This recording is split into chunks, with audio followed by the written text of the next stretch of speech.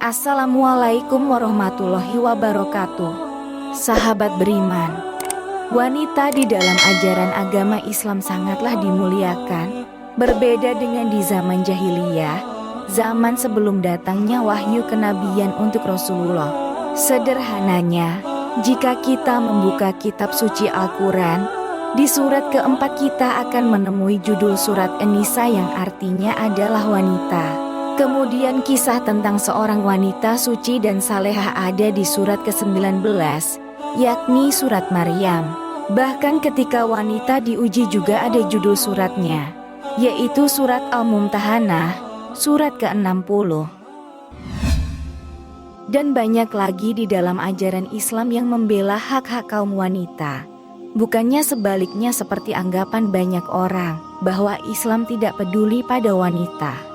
Namun, ada sebuah hadis sahih yang diriwayatkan oleh Al-Bukhari yang ia mendapatkan riwayat tersebut dari Abdullah bin Umar radhiyallahu anhum.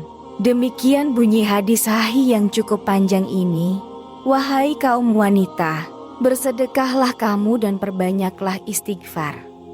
Karena aku melihat banyak di antara kalian adalah penghuni neraka. Lantas seorang wanita yang pintar di antara mereka bertanya, "Wahai Rasulullah, kenapa kaum wanita banyak menjadi penghuni neraka?" Rasulullah menjawab, "Kalian banyak mengutuk dan mengingkari pemberian nikmat dari suami. Aku tidak melihat kaum yang kurang akal dan agamanya itu lebih banyak dari yang lebih memiliki akal, kecuali dari golongan kalian." Wanita itu bertanya lagi, "Wahai Rasulullah, apakah maksud kekurangan akal dan agama itu?" Rasulullah menjawab, "Maksud kekurangan akal ialah persaksian dua orang wanita, sama dengan persaksian seorang lelaki. Inilah yang dikatakan kekurangan akal. Begitu juga kaum wanita tidak beribadah kala malam-malam, juga akan berbuka pada bulan Ramadan, karena sebab haid. Inilah yang dikatakan kekurangan agama." Hadis riwayat Bukhari. Ketika kita membaca hadis di atas sepintas, itu benar-benar seperti melemahkan posisi wanita di dalam Islam. Namun sebenarnya tidak demikian. Yuk kita bahas. Dalam aspek psikologis, perempuan dinilai lebih dominan dari sisi emosional maupun rasa kasih sayangnya.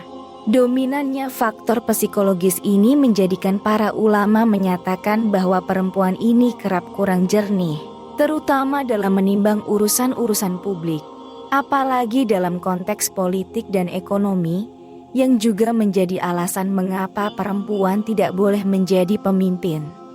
Fakta-fakta terkini menunjukkan bahwa argumentasi ulama seputar ilat hukum persaksian perempuan tersebut bisa didiskusikan kembali.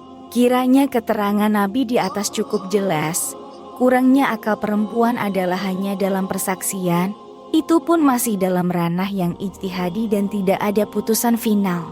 Di samping itu, perkara kurangnya agama akibat udzur ibadah bagi perempuan karena sebab haid, nifas atau melahirkan adalah semata fitrah biologis. Hal itu tidak menjadikan perempuan manusia kelas 2, apalagi menjadi alat diskriminasi perempuan dari ruang publik dan keagamaan. Kalaupun hal itu dianggap kekurangan perempuan, alangkah banyaknya kelebihan bagi perempuan di luar halangan tersebut yang bisa dicapai sebagaimana juga dilakukan laki-laki. Demikian tambahan penjelasan dari Muhammad Iqbal Syauqi, alumnus Darussunnah International Institute for Hadith Sciences, Dokter alumni UIN Syarif Hidayatullah Jakarta di NU Online. Jadi, dari semula yang kita menyangka bahwa itu merupakan kelemahan mutlak seorang wanita, ternyata tidaklah demikian Islam memandangnya. Wanita tetaplah sosok mulia. Wallahu a'lam bishawab. Wassalamualaikum warahmatullahi wabarakatuh.